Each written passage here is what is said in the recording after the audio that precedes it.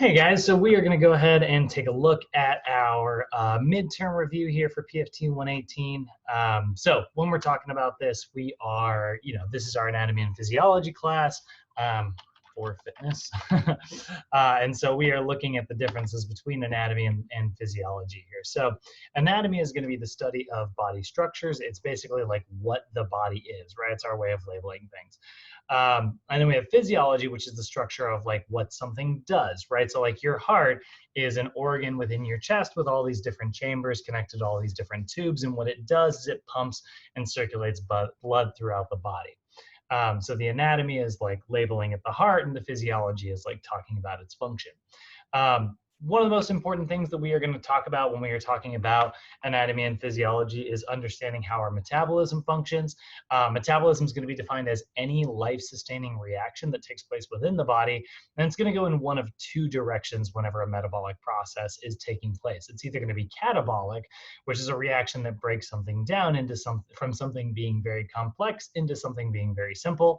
So catabolic reactions are things that break stuff down, and anabolism, which is the type of metabolism that consists of reactions that are building simple stuff into something more complex.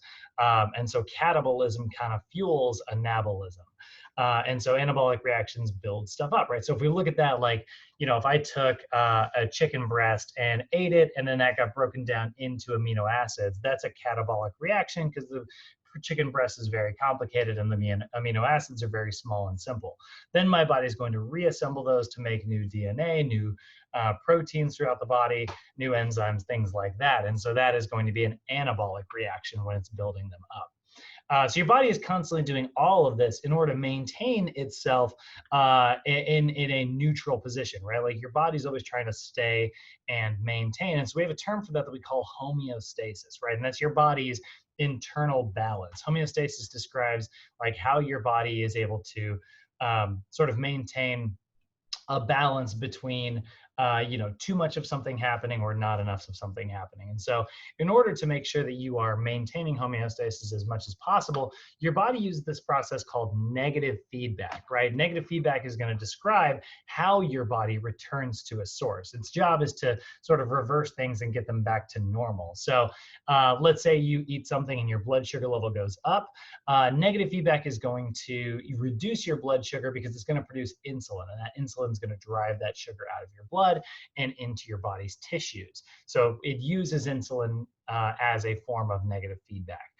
We also have positive feedback, which is a little bit different. That's going to intensify a response. So positive feedback is going to be if your body, let's say you eat some carbohydrates and your body produces some insulin, and then that's supposed to drive all the sugar out of your blood, but for some reason it doesn't work very well. Well, your body can then produce even more insulin. That's an example of positive feedback. Now, whenever we're talking about anatomy, we've already kind of talked about how you can already tell like how important it is to have very specific terms to kind of describe things so that we understand them. Well, the same is true whenever it is we are talking about like human movements and how the body functions from a movement perspective, right? And that's where we get these things called directional terms. And directional terms are basically a standardized set of terms used by health and fitness professionals in order to describe body locations and body movements. And so we're going to see things like superior, which is a position above a point of reference, and inferior, which is a position below a point of reference.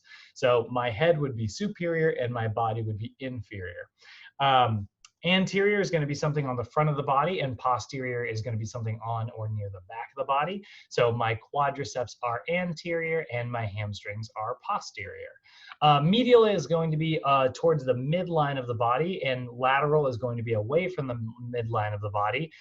Medial, for instance, my nose is medial compared to my ears, which are lateral. And then proximal is going to be closer to an origin, and distal is farther from an origin.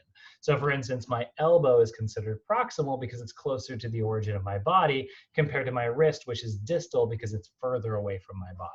So if you were looking at like my humerus, right, you would have the proximal end and the distal end. Now, whenever we're talking about that, we also need to understand like where we generally do most of our movement. And so this is where we understand like our planes of motion. Generally, you're going to move predominantly through one of these planes whenever you're describing a specific motion. So these are three imaginary planes that will bisect the body at right angles and cut through in different directions. And so the first one we're going to see is the frontal plane. That's going to divide the body into anterior and posterior halves. So then if I move along that plane like this, right, those are anterior motions.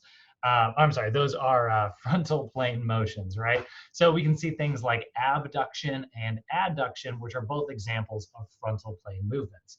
Then we've also got our sagittal plane, which is going to divide the body into a left and right half.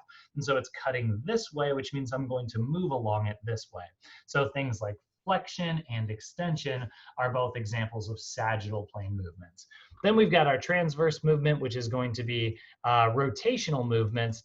Either that's going to be internal rotation or external rotation.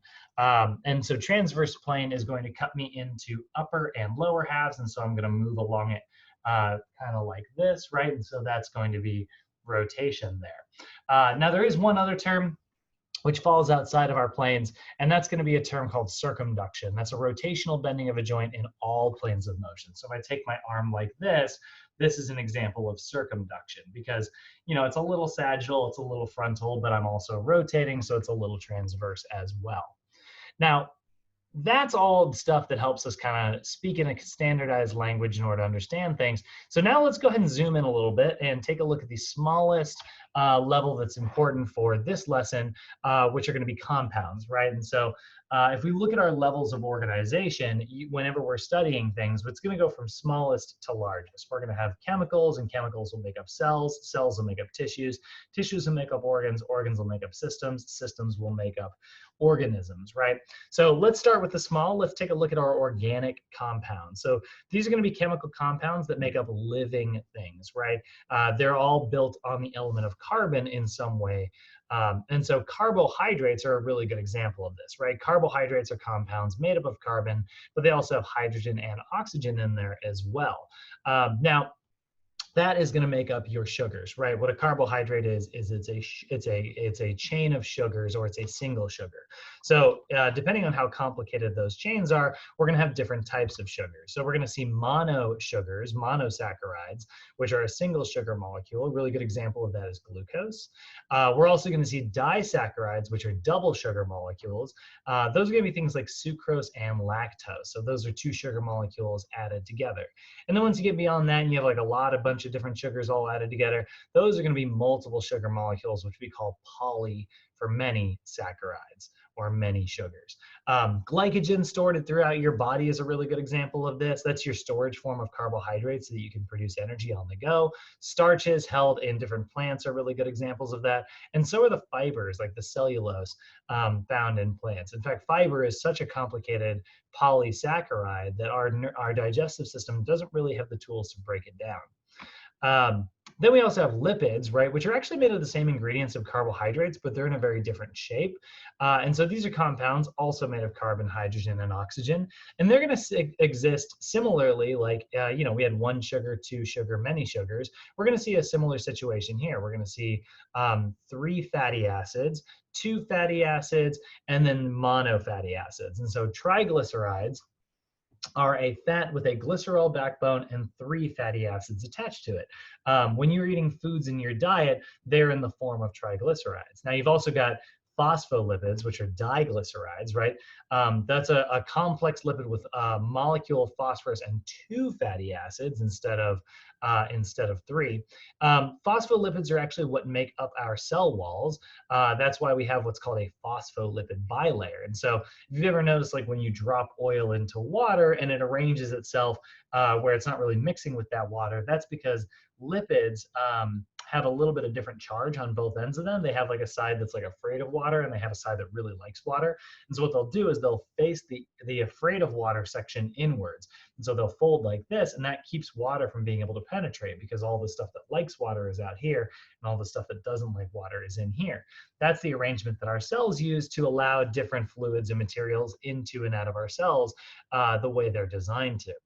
And then you've also got monolipids. One of the really good classic examples of that are going to be things like your cholesterols, your steroid hormones, your sex hormones. And those are basically just like little rings of fatty acids attached to little carbon atoms. And so those are, good examples of that. Now, when we're talking about like our fatty acids, right? If we're talking about our triglycerides, we're going to see a couple different versions of this, depending on how those larger versions are going to be arranged. So you're going to have either saturated fatty acids, which means that they are saturated with hydrogen, or you're going to have unsaturated fatty acids, which are they have one or more binding sites for hydrogen to be able to add itself to. And so saturated fatty acids are saturated, which means they're typically pretty solid at room temperature. They tend to be a little denser because they can stack themselves in a very efficient manner. But then we also have our unsaturated fatty acids, which have little kinks in them, which is what keeps them from being able to stack so efficiently, keeping them liquid at room temperature. So you're either going to see monounsaturated, which means it has one room for hydrogen, or polyunsaturated, which means it has many room for hydrogen ions. And so those are going to be like what you find in different mixtures of like olive oils, whereas saturated fats are things like butters or, like what you see on a meat. And our last last nutrient here is going to be protein, right? Proteins are also made of carbon, hydrogen, and oxygen, but they also have a little bit of nitrogen, which is what makes them unique and able to fold themselves in all these really interesting shapes. So when I say that it's made of nitrogen, what I'm actually talking about are these really small versions of proteins called amino acids, right? And amino acids are organic compounds that have specialized side chains of nitrogen. And so they're made of all the same ingredients, but because they have that little bit of nitrogen in there, it changes their shape in a really interesting way. And so you'll have, in fact, it manifests itself in one of 20 different ways. And that's why we have 20 different amino acids. And then what's kind of cool about that is this is an example of the small looking like the big. If you have a protein, which is a compilation of amino acids, and amino acids are just interestingly shaped, they're the same ingredients, but they're shaped differently. Well, if you were to put a protein together by assembling a bunch of amino acids, depending on what order you put those amino acids in, that's going to determine your protein. And so, every protein in the body, whether it's your DNA, an enzyme, an actin, or myosin filament, any protein inside of your body is made of the same 20 ingredients, but it just depends on what order they're in that sort of determines the protein. So talking about enzymes, enzymes are an example of a protein that's very important for your body to develop, and they're an example of proteins in the body that allow metabolic reactions to take place. So enzymes are actually what kick off a lot of metabolic reactions. So if you want to catabolically break something down, you're going to use enzymes to allow that to sort of start to take place. It's like the key to your car, The engine runs on gasoline, but you need to stick your key in there to kind of ignite it and get it started. So those are all of the like ingredients that kind of make up our body's cells. So if we're talking about like what our cells are, right, we got to understand that like cells are the most basic unit of life. Like we zoom out a little bit away from all those like miniature versions, we just start looking at like how we are a compilation of billions and billions of cells. We got to kind of understand like what your basic cell looks like. And so your basic cell is going to have a plasma membrane around the outside of it that is selectively permeable. And so when I say that membrane is selectively permeable, what I mean is that it can regulate what comes into and goes out of your cell. It determines what materials come in and it determines what materials go out. It does that through having, that phospholipid bilayer, which keeps water in and keeps water out, but it'll be straddled with these really interesting little protein channels and gaps and things like that that allow certain things through and certain things not through. And that's sort of how your cells are arranged to kind of protect themselves, So how does that stuff actually move? Well, that's where we kind of have to understand this concept called diffusion. Diffusion is a process where like a solute actually travels across a membrane down its concentration gradient. So if something moves from like an area of high something to an area of low something, that's an example of like diffusion. And so like if you have like a lot of salt water, for instance, right, and you mix it with fresh water, what'll happen is fresh water is going to move to push all of those salt molecules as far apart as possible until it's nice and even, because nature really hates gradients. Nature does not like it when there's a lot of something over there and very little something over there. Whenever that happens, nature gets really uneasy. And so it's going to want to kind of push those things as far apart from each other as possible. So we describe different solutions because everything's going to have like different amounts of solutes in them. We either describe those as hypertonic, hypotonic, or isotonic. So hypertonic solutions are solutions that have a higher concentration than something else, right? That's a solution such as salt water. It's got a high concentration of salt in it. Whereas fresh water compared to salt water is hypotonic, right? It's a little slower. It doesn't have quite as high of a concentration. But then we have isotonic, where the solution concentration is neutral as whatever other material. So the reason we need to understand this is because this determines whether something will move into or out of our cells. If you have like a bunch of fluid on the outside of your cell, and that fluid is considered hypertonic to your cell, what's interesting is like the water from your cells will actually rush out of the cell in order to push those materials away. But if your cells are hypotonic compared to that solution, what will happen is like all of those materials will rush into your cells and it'll inflate them. And in both those scenarios, your cells don't really function very well. This is why staying hydrated is so important for us when we're talking to our clients.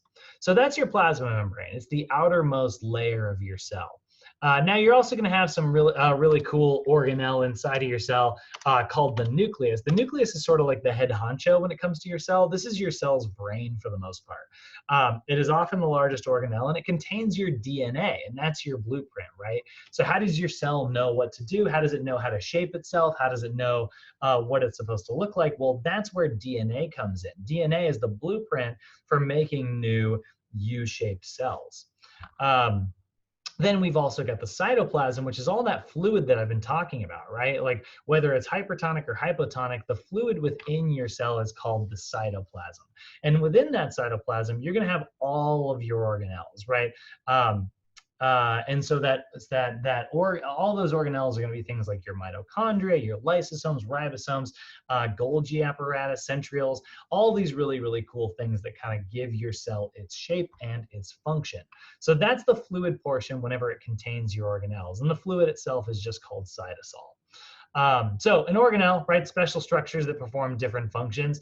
Your nucleus actually falls into this category. It performs a function, and it's a thing within the goo of your cells. So that is very much going to be an organelle. But the one that we spend most of our time talking about as trainers are going to be our mitochondria, right? Those are the organelles that are responsible for producing this molecule called ATP. And ATP stands for adenosine triphosphate. It's an adenosine molecule and 3 phosphates. And so ATP is really great because it has a lot of energy trapped within it. And when we break molecules of ATP, we capture that energy to do work. And so luckily, it's almost like your car has the ability to produce gas on its own, as it's going. That's what our mitochondria do. They're these really cool little organelles that are great at taking in things like glucose and oxygen and spitting out energy. So that is all the small stuff, right? So then let's say we assemble all of those cells into different tissues, and then those tissues come together to make up different organs. Well, those organs are going to be one of the big parts that make up what we call our human movement system, which is a series of interdependent, meaning they rely on each other, systems consisting of the muscular, nervous, and skeletal system. You'll often hear me refer to this as the kinetic chain. That's a much more common term that we'll see. And basically the kinetic chain is your skeletal, muscular, and nervous systems working together to produce and control human movement, right? So of those 3 systems, if we're talking about the skeletal system, that's going to be made up of bones, right? whole bunch of bone cells get together. That creates like bone tissue. A whole bunch of bone tissue comes together. That makes up an individual bone, and a whole bunch of bones come together, and that makes up the skeletal system. And so this is, when we're talking about the skeletal system, it's not just your bones, though. It is also going to be your joints and any connective tissues found within those joints. So when I say what a bone is, right, a bone is hard tissue that act as the framework for our body, right? They give our body structure, and they act as levers so that our muscular system can manipulate them. Now, these are very, very hard tissues. And the one thing that's great about being, hard tissue is that it's generally hard to break down. But at the same time, because of how hard it is, it doesn't exactly bend with the flow, which means like whenever it experiences impact, it's likely to fracture in small ways and create these little microscopic breaks. And that is sort of a naturally occurring process, which is a good thing. So luckily, we have these cells that are really good at repairing our bones through this process called bone resorption, which is the process of breaking down old or damaged bone tissue. So bone resorption is where these specialized cells called osteoclasts are going to come along, and they're going to eat away any imperfections in our skeletal system, right? They're going to eat those away. And then we've got a process called bone remodeling, which is going to take place. And that's where our osteoblasts are going to come in, and they're going to build up new bone tissue. They're going to take all the ingredients that these guys ate off of our original bone and kind of spit up afterwards. They're going to take all those ingredients and relay them back down into harder, more dense bone tissue. So that process of bone remodeling is a big part of what we do as trainers, because we're constantly helping our clients develop stronger bones that will resist more and more damage. Now, the other structures in your skeletal system are also going to be your joints, which are where you're going to experience an articulation between two or more bones. So two or more bones are coming together. We got a couple different types of joints. You're going to have fibrous joints, which are basically joints that don't have a joint cavity and they are non-movable. The sutures of your skull are a really good example of that. You've also got cartilaginous joints, which are joints that also don't have a joint cavity, but they do have a little bit of space between them. They have this fibrous tissue called cartilage between them. And so that allows them to move just a little bit, but they're still not very mobile. And finally, we've got 80% of the joints in your body, which are going to be synovial joints. And these are joints that do have a joint cavity, so there's a lot of space in between them, and they are what we consider fully movable joints. They're going to produce things like synovial fluid. They're going to have ligaments that attach them that can bend and stretch. They're going to have fat pads to reduce friction, and they're going to have things like bursa, which are these fluid-filled sacs. So if we're talking about those connective tissues, and we know that's a big part of our skeletal system, these are the specialized tissues in our joints that connect bones to other bones, and they're there to provide stability as well as like reduce friction, right? So the good example, again, are going to be ligaments, which is soft tissue that attaches your bones to other bones, cartilage, which is soft tissue that prevents bone-on-bone friction and also allows some attaching to occur, and synovial fluid, which is a viscous kind of gooey material, like really slick, that prevents friction between your joints. And is there to feed your joints and make sure that they don't experience too much heat buildup from friction.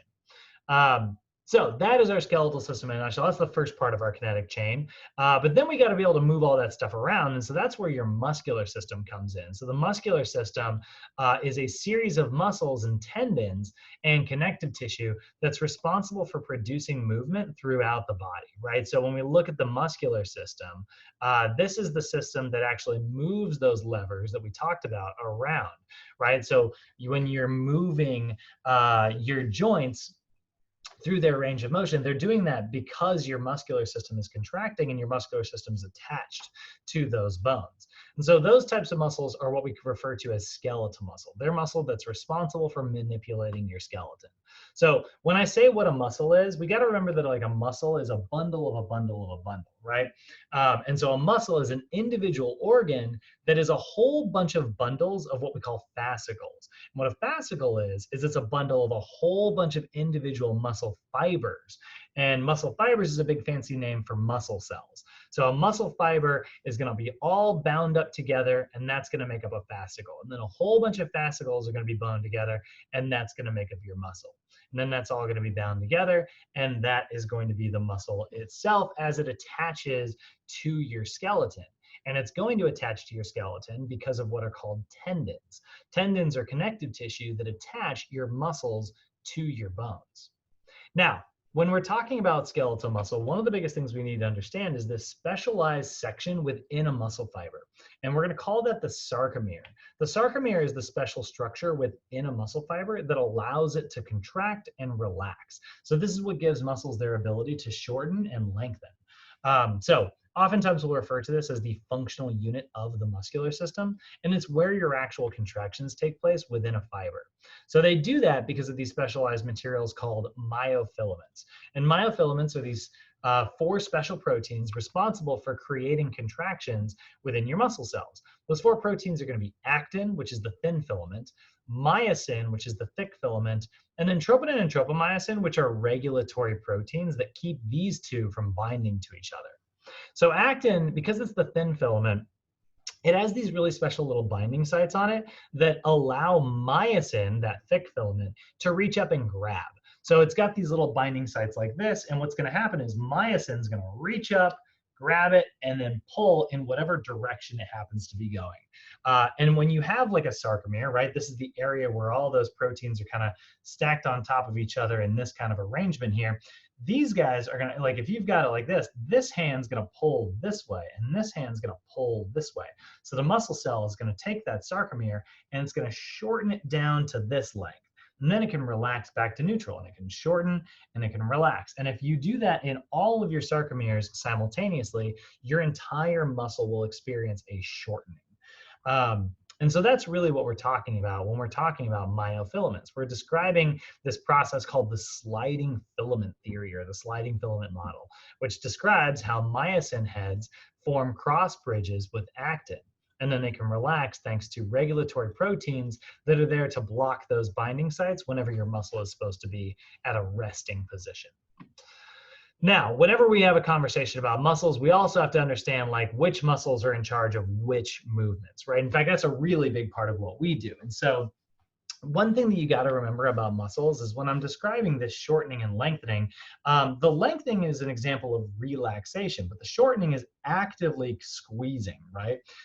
So one thing you need to remember about your muscles is that muscles can only pull.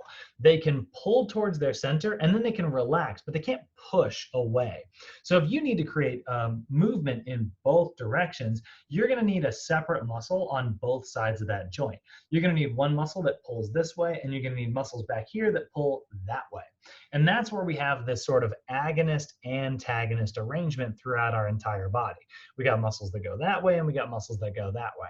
And your agonists are going to be the ones that, whenever we're talking about a particular movement, they're the prime mover for that movement. So any muscle can be an agonist, any muscle can be an antagonist, but it just depends on like what I'm talking about at the time. If I'm describing like a bicep curl, my agonist is my biceps brachii, while my tricep, which is relaxing as I do a bicep curl, right? This is relaxing while this is pulling. This is an antagonist. But if I were doing like a tricep press down, right? Now suddenly my tricep is the agonist and my bicep is the antagonist. It depends on what you're talking about. So an agonist is the prime mover responsible for that movement. The antagonist is the opposite mover for that movement. But then we got some helper muscles here, which are there to assist that prime mover in doing its job. Those are going to be called synergists. Their job is to assist prime movers during whatever movement it happens to be that they are doing, right? So for instance, if I'm doing like a bench press, right, my pecs are mostly doing all that work, but my deltoid and triceps are there to help. Those are synergist muscles. Then we've also got things like stabilizers, which are muscles that stabilize the body during those functional movements. And so I've got muscles in my rotator cuff, which are just doing a little bit of stability while I'm doing that bench press. And I've got core muscles that are keeping my spine in proper alignment while I'm doing that bench press. And so stabilizers stabilize the body, synergists assist prime movers, and and antagonists work opposite of those prime movers. Now, when we're talking about muscle, you're going to have two primary types, and they're kind of named after how they look. You're going to see type 1 muscle fibers, which are muscle fibers that are considered slow twitch fibers. These are what we like to think of when we think of endurance fibers. Your slow twitch fibers are really good at producing slow, long contractions. They're the muscles that are keeping me upright right now, right? But then you get your type 2 fibers, which are your fast twitch fibers. Those are muscles that contract really hard. They tend to be a little larger in size, but they tend to get exhausted a little bit quicker because they don't have as much mitochondria, they don't have as much myoglobin, they don't have these materials that allow them to continue producing energy. So type 1 fibers can produce energy consistently. Type 2 fibers make a big burst of energy and then they get exhausted. And there's two little subcategories within this. You're going to have your 2A fibers, which are the sort of stopgap between. They're like still a type 2 fiber. They're not as endurance based as type 1 fibers, but they are a little more endurance based. And then your type 2X fibers are the true fast twitch. They use a big burst of energy and then they are completely wiped out and exhausted and need lots of recovery. So you can think of this as like your cardio, you can think of this as like high repetition exercise, and you can think of this as low repetition exercise. Now, our final system, which is arguably the most important, is going to be our nervous system. And this is the system that's responsible for controlling your muscular system. So remember, your muscular system moves your skeletal system, but your nervous system controls your muscular system. And so the nervous system is going to consist of two major sections here. That's going to be your central nervous system, which is responsible for coordinating signals. That's going to be your brain and your spinal cord. And then you're going to have your peripheral nervous system, which are all the peripheral nerves running throughout your body. So your brain's got to be able to get that information all the way down to your palm, which is not exactly close. And so your central nervous system will make a decision to close your hand, and it's got to be able to get that to travel down the spine, and then through the peripheral nervous system, it'll travel to and recruit the muscles that will squeeze your palm together. Now, your peripheral nervous system, because that's running throughout your whole body, it's going to consist of two different versions. It's going to consist of the somatic nervous system, which is what you have voluntary control over. So when you chose to squeeze your palm, that was a somatic reaction. And it's going to consist of your autonomic nerve section, which is going to be the involuntary part. So if you stabbed your hand and that hand naturally wanted to pull away, that's an autonomic reaction. Or if your hand got really, really hot and it started sweating, that's an autonomic reaction. These are things you don't really have control over. And then that autonomic part, the stuff that you don't have control over, you don't really have control over when you calm down, and you don't really have control over when you freak out. So sympathetic reactions are reactions that are associated with fighting or flighting, right? And these are your really intense, like turning up a signal, freaking the body out, right? But your parasympathetic system is the resting and digesting section that returns your body back to normal. So if you start exercising, your body goes, man, we're lifting some heavy weights right here. We better make sure that we got plenty of blood going to all that skeletal muscle. So your autonomic nervous system will recruit its sympathetic division to make sure that like blood vessels open up to all of your legs and your skeletal muscle. But then once you're done exercising, your parasympathetic nervous system's like, okay, I think it's over. And so the autonomic section is going to use its parasympathetic division to relax your body back to neutral and probably turn on your digestive system so that you can get some like nutrients in to repair any of that sympathetic damage that you just created. Now, when we're talking about the nervous system, we got to understand that it's made up of a whole bunch of different cells, right? So the cells within your nervous system are going to be referred to as neurons. And you got different types, right? You're going to have sensory neurons, which we call afferent neurons. These are neurons that are on their way towards the brain. They're responsible for like gathering info, right? Like if your brain's got to get information, if you got to get info from your hand up to your brain, your sensory neurons are going to grab that and send that signal up to the brain. And then you've got motor neurons, which are your efferent neurons. these are neurons that go away from the brain, right? So once that information's come in and your brain sort of determined what to do, it's going to send information away in order to use those muscles the way that they're supposed to. Those are called motor neurons. And motor neurons send information from the brain to recruit like a gland or a muscle, to get your muscles and glands and everything else throughout the body to do what it is they're supposed to do. And then on the way in between, we've got interneurons, and they're going to relay information from place to place to place to place to place. So I might have like a sensory neuron in my palm, and then it'll travel from interneuron to interneuron. It'll get up to the brain. It'll travel from interneuron to interneuron until it will recruit a motor neuron in response. So if we look at that, that's actually kind of what we just described right here, right? A sensory neuron will gather information. It'll send that signal to the central nervous system. The central nervous system will coordinate some type of response, and then that signal will travel from the central nervous system to the motor neuron to execute that response, right? And then the motor neuron will recruit some type of an effector site, maybe it's a muscle or a gland in response.